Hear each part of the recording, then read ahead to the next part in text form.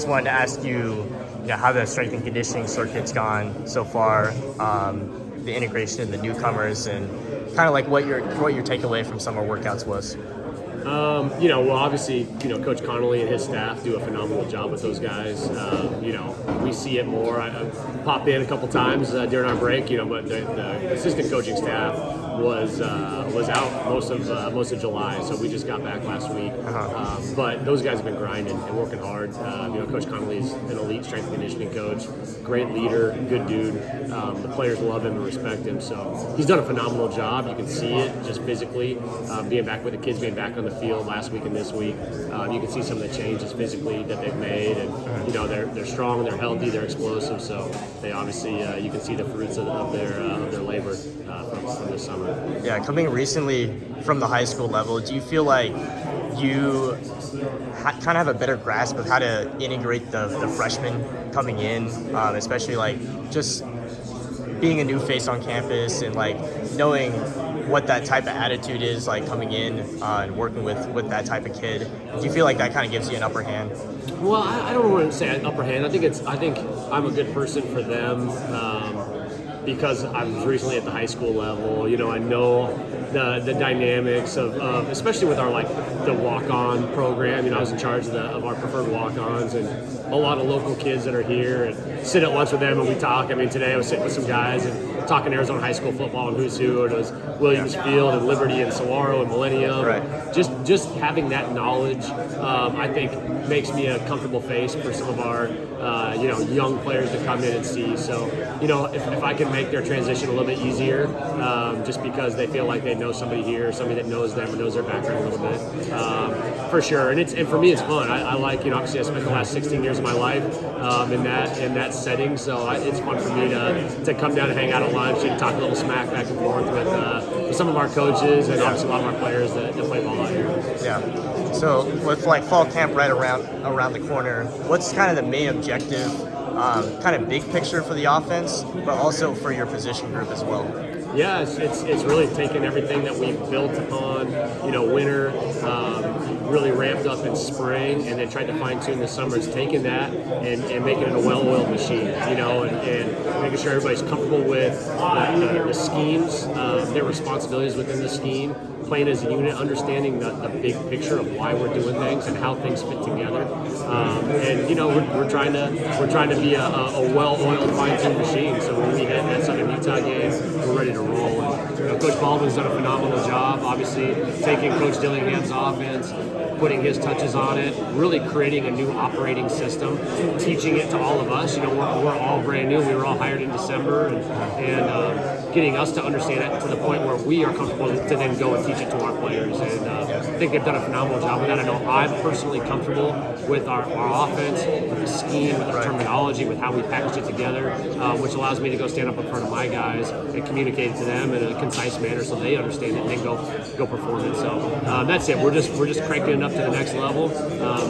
Meetings every day, film every day. Just it really kind of kicks you off into that in-season kind of mindset where it's all ball all day. Yeah, I kind of want to ask you about just that building the offense part, because obviously Kenny has some of the stuff that he wants to put his spin on, and then you bring in Coach Samples and Coach Baldwin and your scheme as well. With so many football minds coming together, what is the actual process of building a new offense from the ground up like? Yeah, well, and you look at it too. Coach Iguano's had obviously experience calling plays at the high school level and at the college level, and then Coach Tua Taylor, our line coach, is an elite offensive mind as well. So I think our room as a whole has some big time offensive football minds. But at the end of the day, you can't have too many cooks in the kitchen, and so it's Coach Baldwin's show. He's running the deal. He and Coach Dillingham spent a lot of time early on taking Coach Dillingham's offense and taking what Coach Baldwin had done and kind of molding it, meshing it into kind of one new system with a lot of. If you go watch Oregon film, you're going to see a ton of our stuff. If you go watch Coach Baldwin's film from Cal or from Eastern Washington when he was winning national championships, you're going to see a lot of that stuff in there.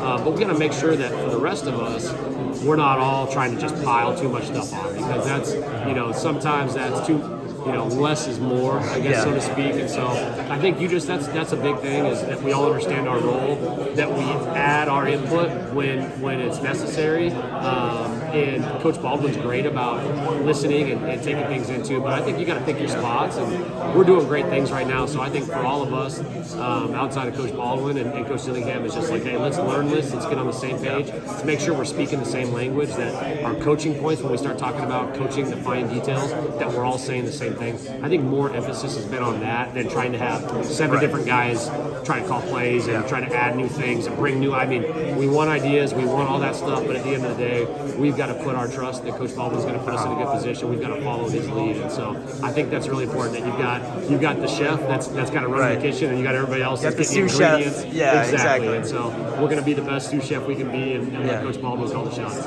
Yeah, it was really cool to see Bryce kind of emerge in the spring and make some tough catches. We saw him, make some pretty good blocks too. How do you envision him fitting in this offense? I don't know how much 13 personnel, 12 personnel you guys are going to run, but do you think there'll be enough snaps for him to get on the field and really make an impact for this offense? Oh, without a doubt. I mean, I think coming out of spring, I think he turned a lot of heads. He had a phenomenal spring.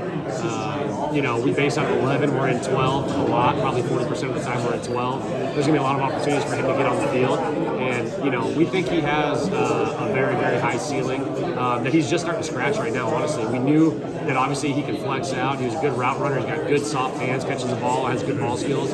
I think really where he made huge strides was getting into the core, being a factor in the run game, being physical at the point of attack, and some of those things. But he's really committed himself to improving.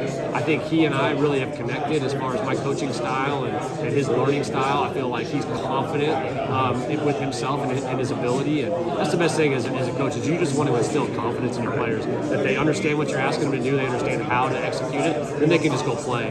And so I think for Bryce right now, he's just feeling like that. He's feeling like he can just go play, and he's obviously got a ton of ability. And so we're excited about him this year. And it's not. We don't need to get into 13 personnel to get him on the field. He's going to be on the field, plenty in 11 personnel. Obviously, Jalen and Messiah, coming back with a lot of experience, and they're kind of the household names. But everybody's going to know about Bryce as we get going with this season. Great.